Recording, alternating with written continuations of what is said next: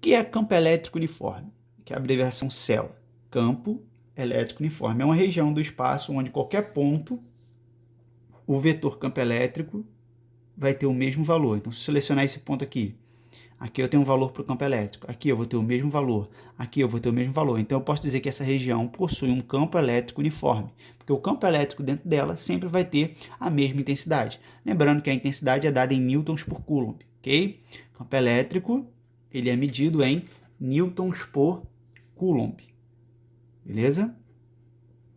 Então, por exemplo, se aqui nesse ponto o campo elétrico vale 20 newtons por coulomb, e aqui nesse ponto também vale 20 newtons por coulomb, e aqui nesse ponto 20 newtons por coulomb, nós dizemos que essa região é uma região onde existe um campo elétrico uniforme no céu.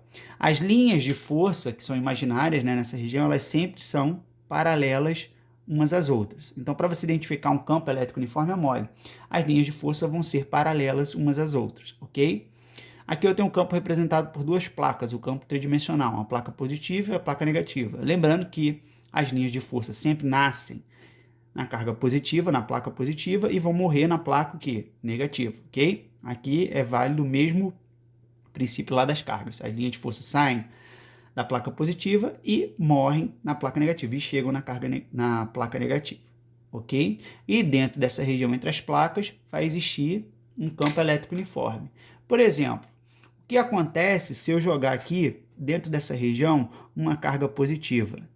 Se eu jogar aqui, dentro dessa região, uma carga positiva, a gente vai lembrar da nossa primeira aula do movimento de cargas num campo elétrico, tá?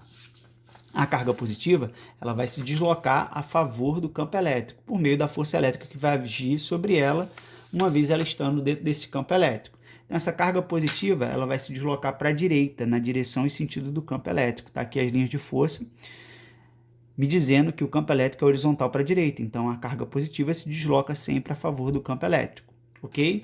Agora, por exemplo, se eu jogar nessa região uma carga negativa,